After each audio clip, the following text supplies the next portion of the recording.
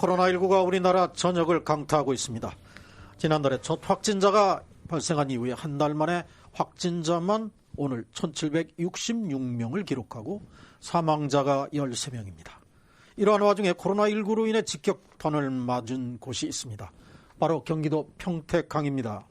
평택과 중국을 오가는 국제여객선의 승객이 끊긴 지 한 달이 다 돼가고 있고 운송 화물도 절반으로 줄었다고 합니다. 오늘 이 시간에는 코로나19로 심하는 평택항 국제여객 선사들의 실태 그리고 차구책을 심층 분석해 보겠습니다. 최일 기자와 함께하겠습니다. 최 기자. 예, 최일입니다. 자, 중국을 오가는 통로기 때문에 평택항 코로나19 사태의 예외는 아니겠죠?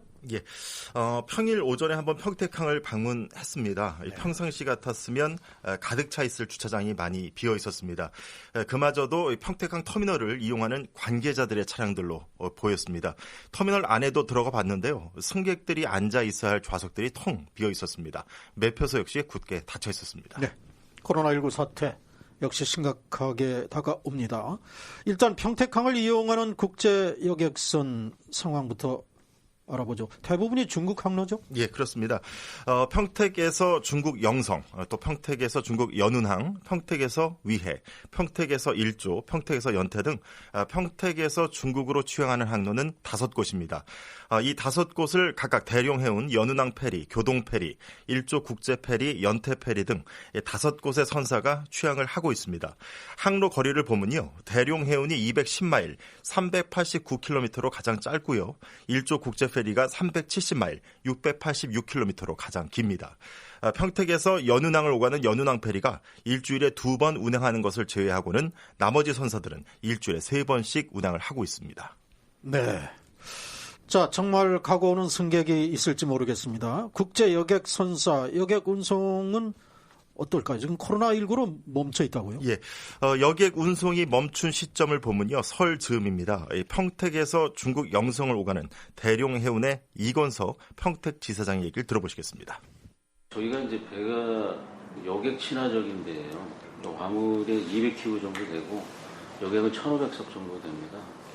우왕차만에 1,000명 이상 넘어갔고 저희는 이번에 도코 수리도 없었고 계속 출항을 하는 구정 때 한 항차만 스킵을 했고 저희가 27일부터 중국에서 들어오는 내항차는 1,500명을 다 단체로 잡아놨었어요.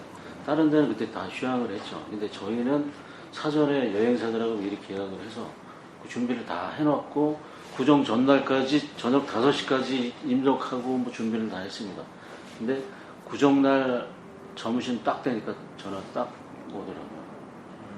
다 이제 갈 수 없고 다 캔슬. 네, 다 캔슬. 다 갈 수 없다.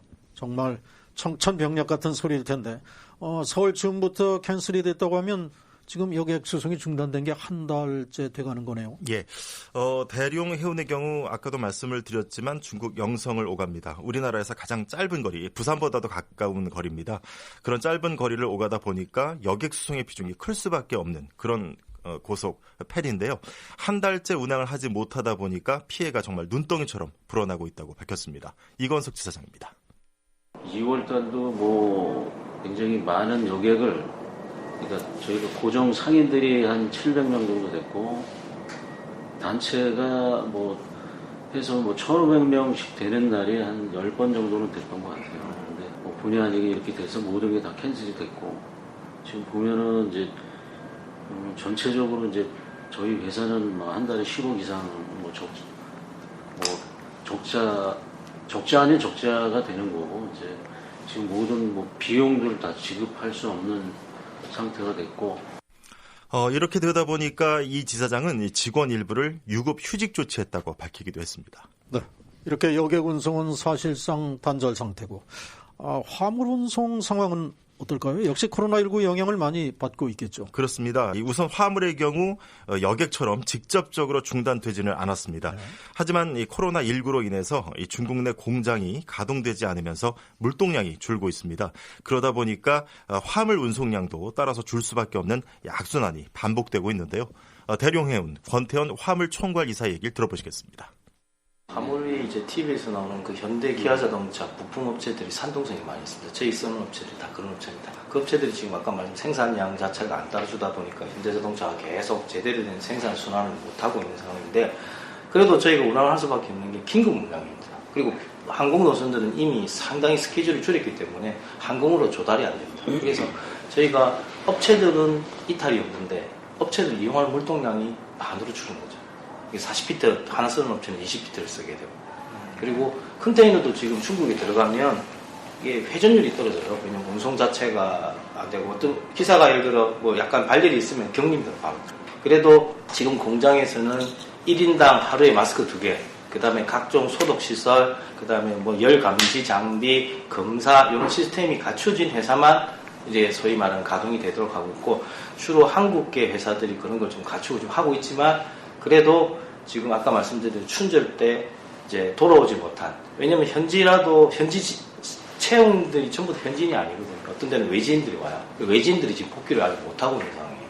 그러다 보니까 기본적인 생산량 자체가 한계에 열리고 있죠.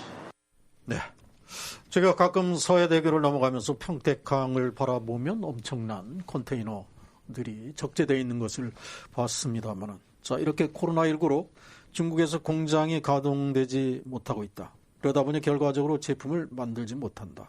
그래서 화물량이 감소됐다는 얘기인데, 우리 산업에도 직접적인 타격이 현재 되고 있는 거죠.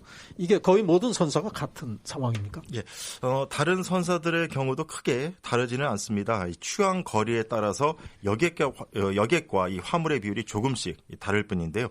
다만 여객 운송의 비율이 높은 선사의 경우에는 피해가 좀 더 심각할 수 있습니다. 네, 앞서서 적자가 10억 이상이나 발생했다고 이런 얘기를 들었는데, 이대로라면 뭐 도산 등의 위기가 올 수도 있는 상황일까요? 예, 그럴 수도 있어 보입니다. 일단 이 같은 피해가 우려가 되고 있는 상황이죠. 그래서 정부가 대책을 마련했는데요.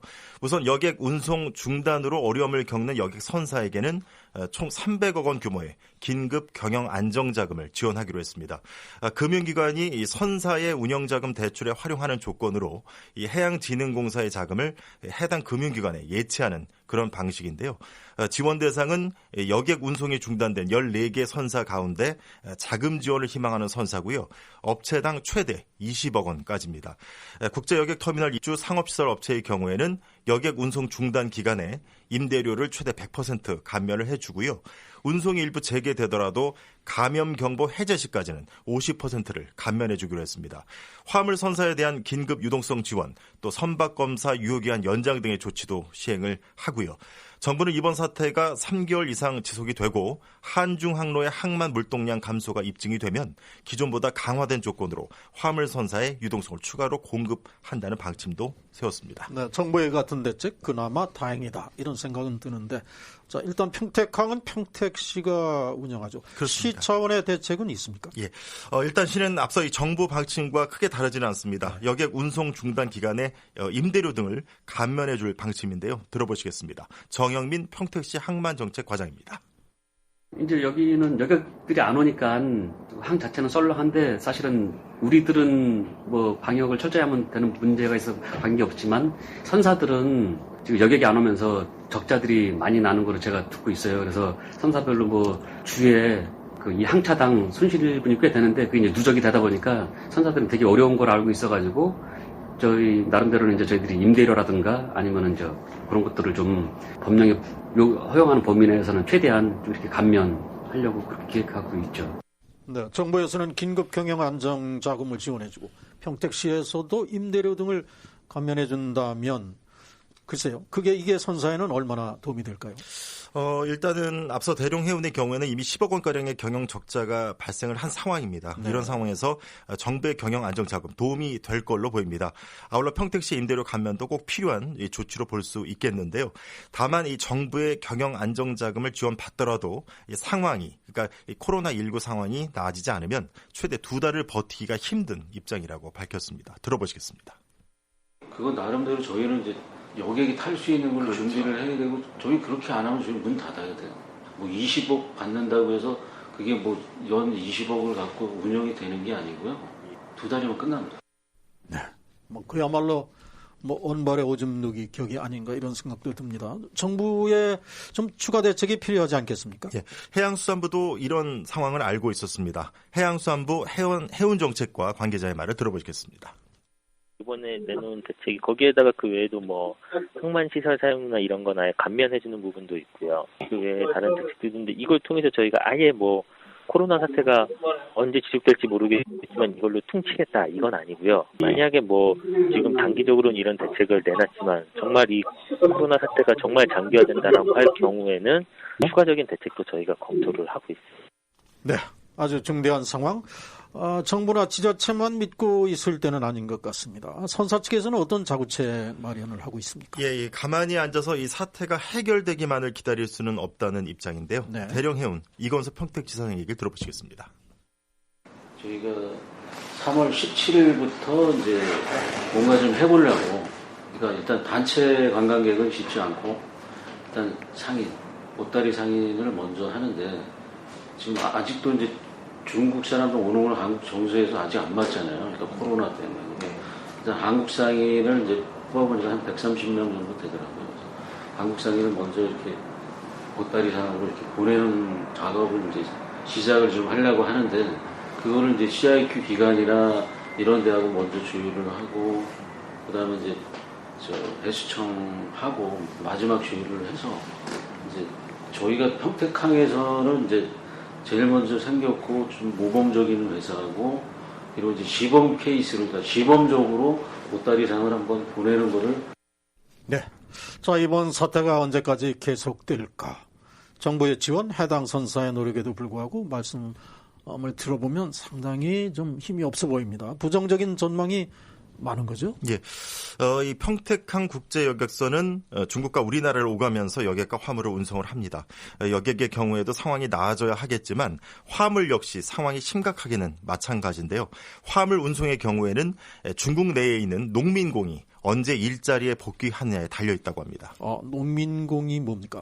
농민공은 일자리를 찾아서 도시로 이주한 노동자를 의미하는데요. 네. 대한무역투자진흥공사와 주요 외신에 따르면요, 중국 교통운수부가 춘제 연휴를 맞아서 고향으로 내려간 농민공을 추산을 했습니다. 그런데 약 한 3억 명 정도가 됐습니다. 이들 중 복귀한 8천만 명을 제외한 2억 2천만 명이 아직 고향에 발이 묶여있는 상태라고 합니다. 이 농민공이 우리의 산업과 또 연계되어 있는 인력인데 코로나 때문에 발이 묶여있다, 이거네요. 그렇습니다. 중국 정부가 이 코로나19 확산을 막기 위해서 춘제 연휴를 일단 연장을 했었죠. 지역 간 이동 통제가 현재 이어지고 있어서 이 농민공의 복귀가 늦어지고 있는 겁니다. 이달 중에 1억 2천만 명이 다음 달 이후에 1억 명이 추가로 복귀할 것으로 분석이 되고 있습니다. 네, 그러면은 이 농민공들의 복귀를 중국 정부가 막고 있는 겁니까? 그렇습니다. 이 저소득 농민공들은 이 도시 외곽의 단칸방 등에 모여 살고 있어서 네. 방역에 취약한 계층으로 분류가 되고 있습니다. 중국 교통당국은 이 농민공들이 많이 이용하는 이 철도 입석표를 아예 팔지 않거나 또 시외버스와 고속버스의 경우에는 좌석을 전체의 절반만 판매하고 있는 것으로 전해졌습니다. 농민공의 복귀를 늦춰서 코로나19의 확산 속도를 지연시키겠다는 의도로 보여집니다. 네. 이들의 복귀가 늦어지면 늦어질수록 중국 내 주요 공장들의 가동률도 떨어질 수밖에 없습니다. 네, 이렇게 농민공들의 복귀가 늦어지면서 공장 가동률이 떨어진다.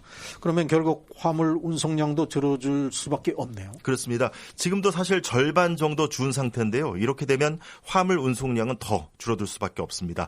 선사들 직격탄을 맞을 수밖에 없는데 특히 먼 거리를 이동해야 하는 이 선사일수록 화물 운송의 비중이 크다고 합니다.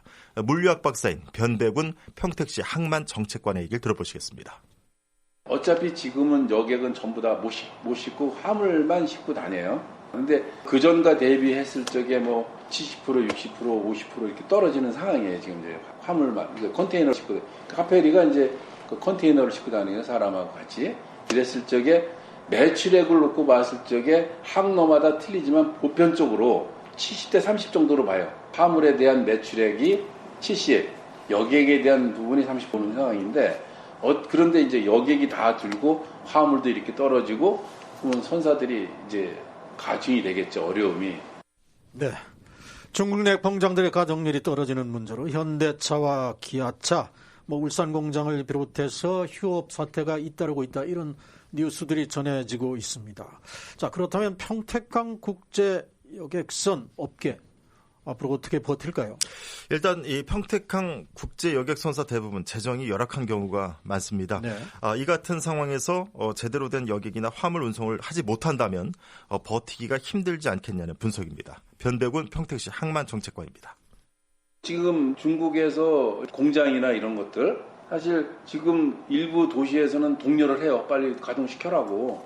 대신에 조건이 방역수업을 갖추고 개인별 소득세 다 갖추고 그런 거를 전부 사진 찍어서 시에다 내야 오케이 승인이 들어서 공장이 가동되는 이제 그런 시스템인데 아직까지 그 대규모 공장들은 거기까지 못 가고 있어요.